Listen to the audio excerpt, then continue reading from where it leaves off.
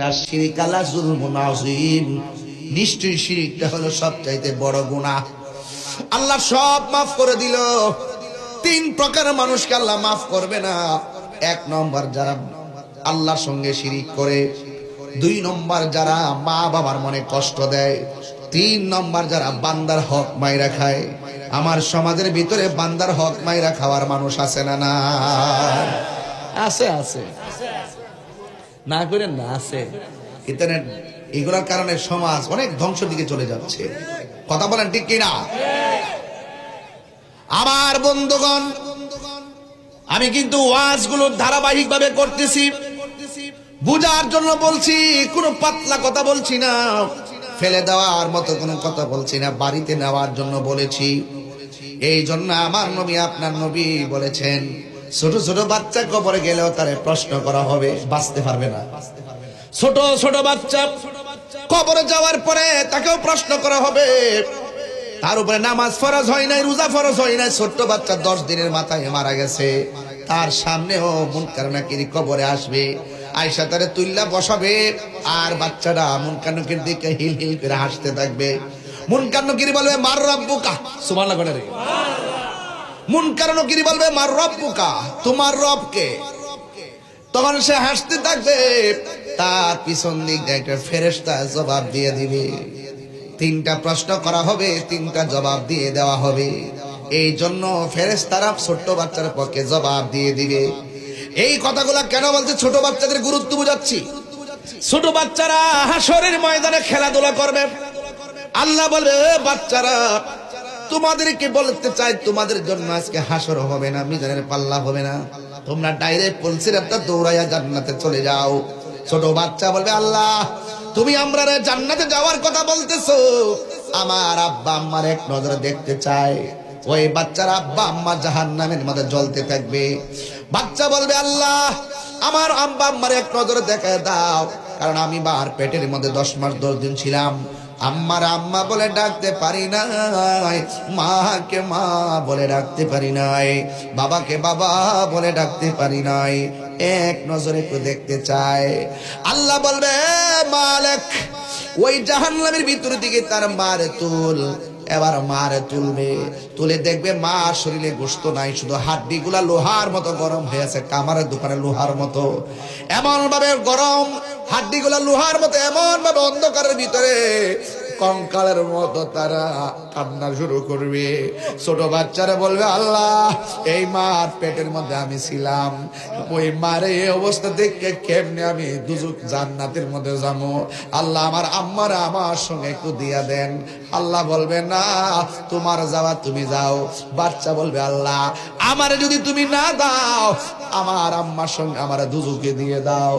আল্লাহ কয়, মালিক রে কয় কি? বাচ্চা তার মাল লাগাছে পাগল, আমি তো কোটি গুণ পাগল আমার বান্দার জন্য। ফেরেশতা রে, আরে কোটি গুণ মায়ারে ভাগ কইরা কিঞ্চিত সরিষা দানার চাইতো আর 70 গুণের 1 ভাগের মায়া দিলাম দুনিয়ায়। দেখ বাচ্চা মার জন্য কি করে, আমি না এর চাইতে কোটি গুণ মায়া কইরা বান্দা বানাইছি। ফি আই সূরাতিন মা শাআ রাক্কাবাক, লাকাদ খালাকনাল ইনসানা ফি আহসানি তাকবীম, আমি না কোটি গুণ মায়া কইরা বান্দা বানাইছি। এত বড় মায়া তইয়া আমি কি বান্দার জন্য কিছু করতে পারি না রে? ও ফেরেশতা, বাচ্চার কথা কবুল কর। আমি আল্লাহ কবুল করলাম। বাচ্চার মা ডারে তাসনিম নামক পানি দেয় এমন ভাবে দৌত করো যেন তার শরীরের ভিতরে জাহান্নামের একটা দাগ না লাগে। শিকল শিকলের সঙ্গে যেমন লাইগা থাকে, বাচ্চাটা তার মার আঙ্গুলের সঙ্গে হাতটা বাইন্দা জাহান্নামের তাসনিম নামক পানি দিয়ে দৌত করাইয়া বাচ্চাটা তার মা বাপরে টাইনা টাইনা পুলসিরাটা পার কইরা জান্নাতে নিয়ে যাবে।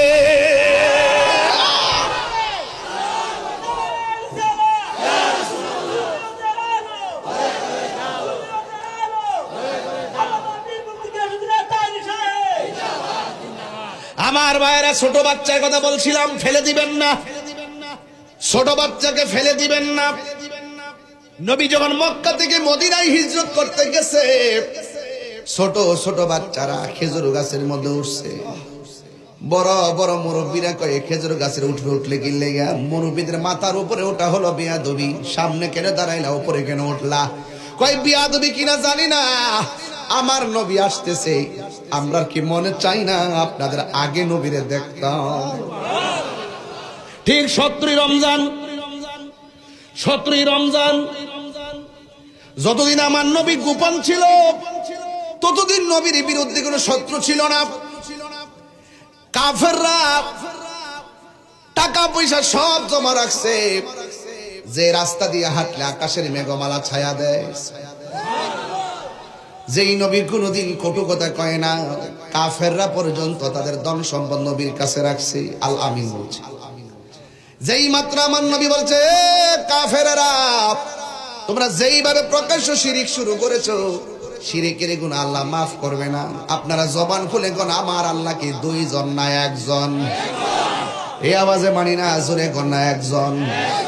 কারা কারা এক মানেন হাত তুলেন।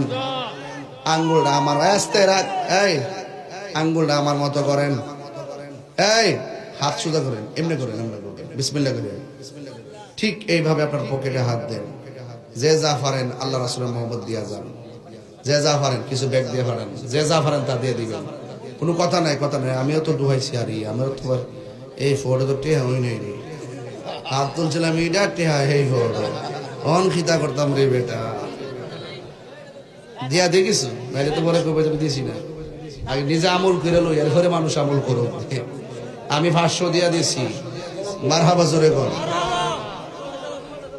একটা জবান বন্ধ রাখবেন না, মহব্বতে মায়ার সুরে বলুন সুবহানাল্লাহ। ছোট বাচ্চার কথা বলছিলাম, মনে আসেনি? হাই হাই, আমার নবী আপনার নবী রহমাতুল লিল আলামিন যতদিন পর্যন্ত গো নীরবে নীরবে নীরবে নীরবে জিকির আজকার করছেন, ততদিন পর্যন্ত সমস্যা হয় নাই। যেই মাত্র আমার নবী বলছেন খবরদার, সাজদা পাওয়ার মালিক হলে একজন, জবান খুলে বলেন তিনি কে? ওয়া ইলাহুকুম ইলাহু ওয়াহিদুন লা ইলাহা ইল্লা হুয়ার রহমানুর রহিম। আল্লাহ কয়জন? আরো জোরে কয়জন? আল্লাহ ছাড়া কাউকে সাজদা করা যাবে? সাজদা পাওয়ার মালিককে। এই তো কাফেরদের মাথায় বাড়ি পড়ছে, আমরা সাজদা করি মূর্তিকে, আমরা সাজদা করি লাত মানাস উজ্জাকে। এবার কাফেররা কয় না না, এই মুহাম্মদ সাল্লাল্লাহু আলাইহি সাল্লামকে আর মানা যাবে না। জোরে জোরে কি নাউযুবিল্লাহ বলা যাবে না। এরপরে শুধুমাত্র তাই নয়, শুধুমাত্র নবীর সঙ্গে কথা বলাই বন্ধ করে নাই, এরা গোপনে গোপনে আমার নবীকে মারার ষড়যন্ত্র করছে, ইসলামের নাম নিশানা মুছে ফেলার জন্য চেয়েছে। একটা কথা হলো, আপনি আমার কথা মানেন না ঠিক আছে, কিন্তু আপনি যখন আমার গায়ে পইরা ঝগড়া করবেন, আপনি যখন গায়ে পইরা ইসলামের নাম নিশানা মুছে ফেলার জন্য চাইবেন, নবীর বিরুদ্ধে কথা বলবেন, তখন যদি আমি চুপ করে থাকি আমি হব বুবা শয়তান।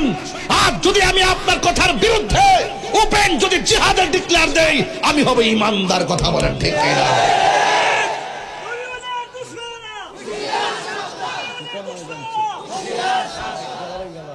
আল্লাহু আকবার জোরে গো। আলি স্লোগান দিও না, মা ডো নাম তুইব। এই ফুলাবান্ডি করে, ফুলাবান্ডি আসেনি কেন? আসেনি এই মুহূর্তে, ডাক দিলে রাজি আসেননি আপনারা? আমাদের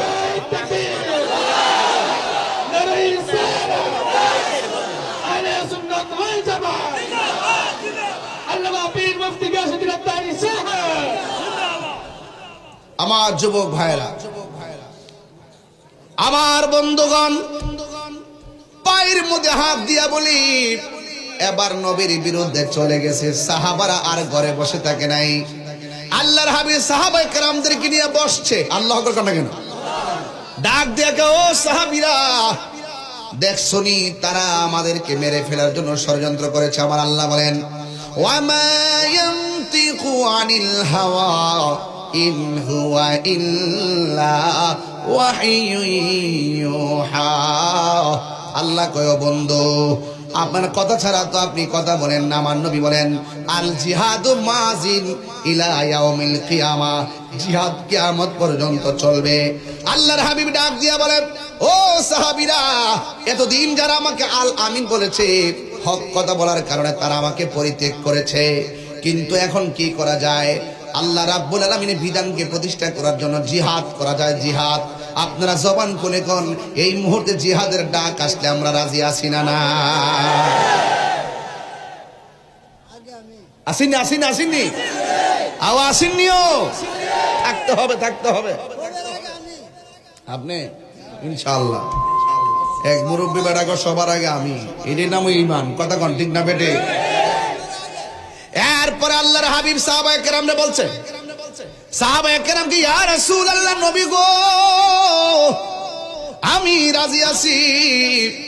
ছোট দুইটা বাচ্চা লাভ দিয়ে আমিও রাজি আছি। দাঁড়াস না ভাগলো দুইটা, দাঁড়া উঠ। আরে না তোমরা না, দুইটা ছোট বাচ্চা, এই যে ছোট ছোট, বাহ বাহ বাহ ভালো। ওই যে ছোট বাচ্চার ওয়াজ করছি না, কান বোঝার লাগতো না।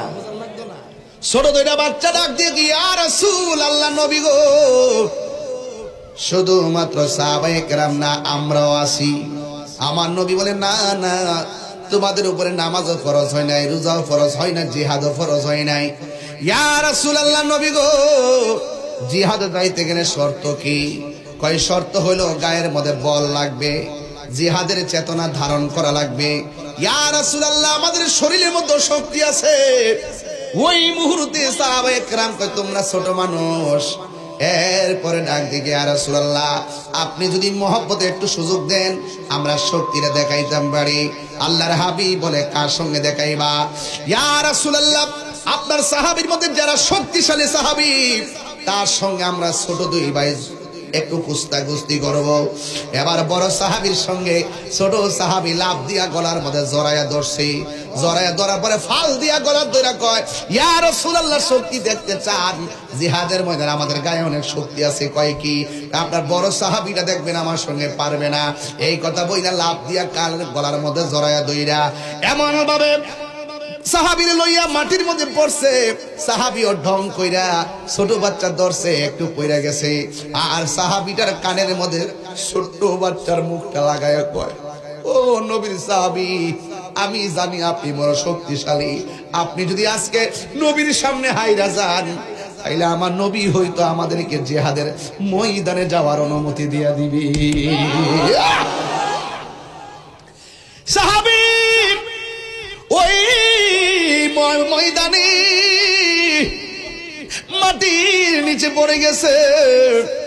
ছোট বাচ্চা ডাক দিয়ে ইয়া রাসূলুল্লাহ, দেখছেন নি আমি কেমনে পারছি? নবী কয় ও আল্লাহর বান্দারা, তোমাদেরকে জিহাদে যাওয়ার অনুমতি দিলাম, তবে গায়ের জোরের বলে নয়, ঈমানের জোরের বলে।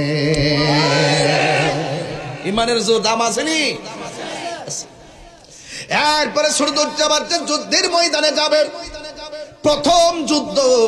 এবার নবী কাফেরদের সেনাপতি আবু জাহিল্লা তারে ডাক দিয়ে কই যুদ্ধের ময়দানটা কোথায় হবে? এবার যুদ্ধের ময়দানটা যেই জায়গায় হবে বদর প্রান্তরে।